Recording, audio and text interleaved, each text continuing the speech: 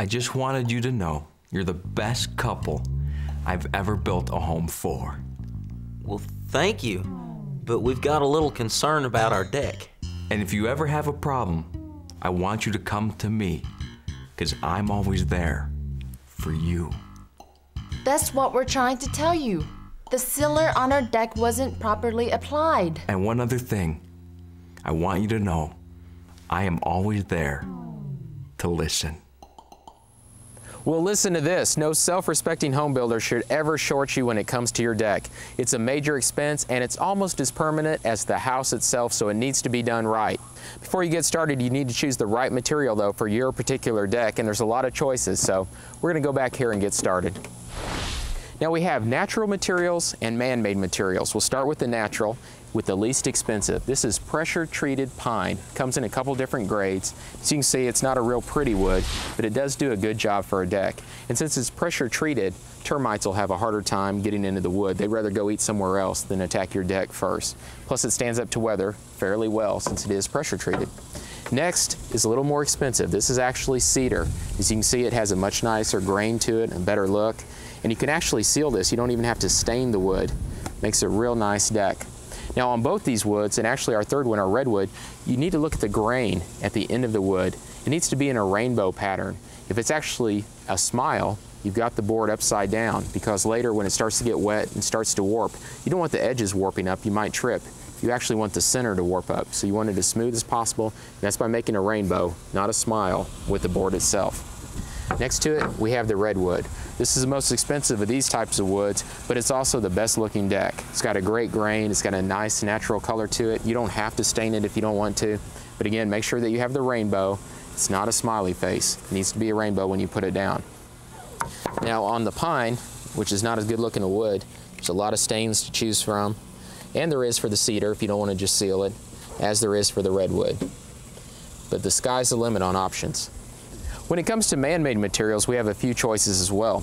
We'll start here with the Trex deck, which is actually wood fiber combined with plastic. Makes a great deck. It's got rounded edges on it. You never paint or stain or seal it. It's just a solid surface. You put it down, it's going to stay there. It's great to use in wet areas. If you're on the ocean or the lake or somewhere where you have a lot of humidity, there's not as much maintenance as there is with wood.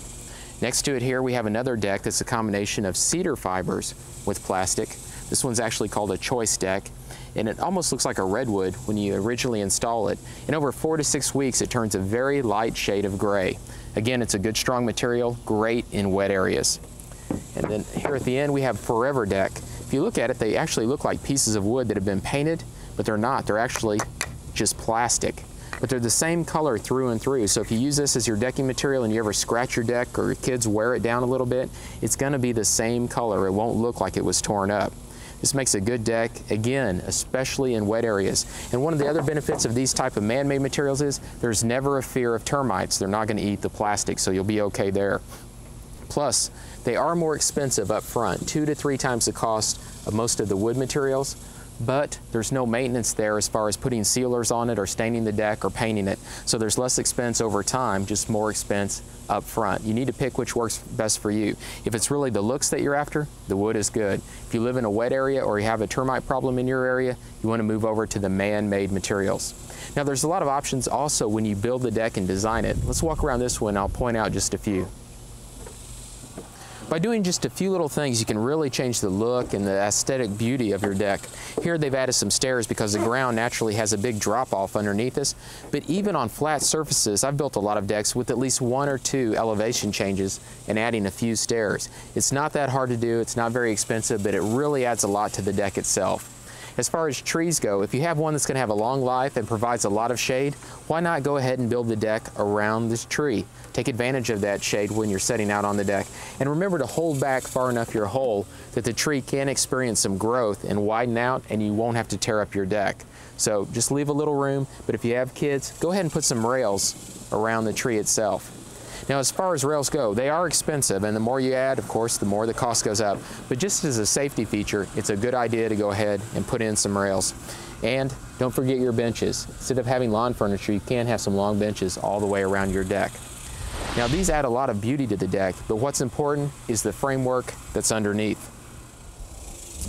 You've got to have a strong foundation or it doesn't matter what you do upstairs because it won't last long.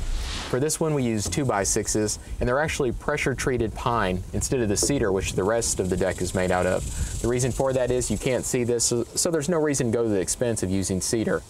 Pressure treated will do a good job, and we put these 16 inches on center.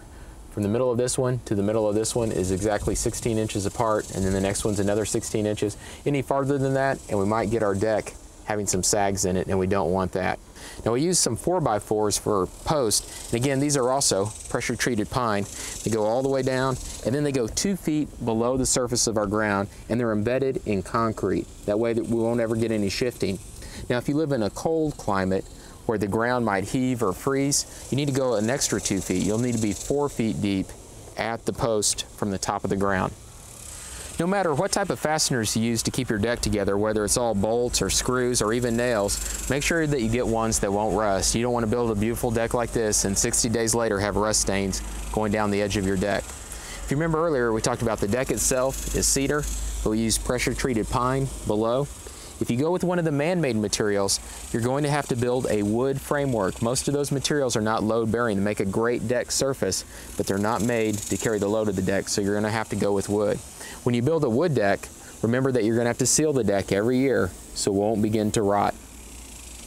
There's just a few simple things you need to remember to have a beautiful deck that'll last a long time. Number 1, build a strong framework down below. Number 2, choose the right material for your particular climate to go up on top. And number 3, a few little choices here and there really add a lot of beauty to your deck.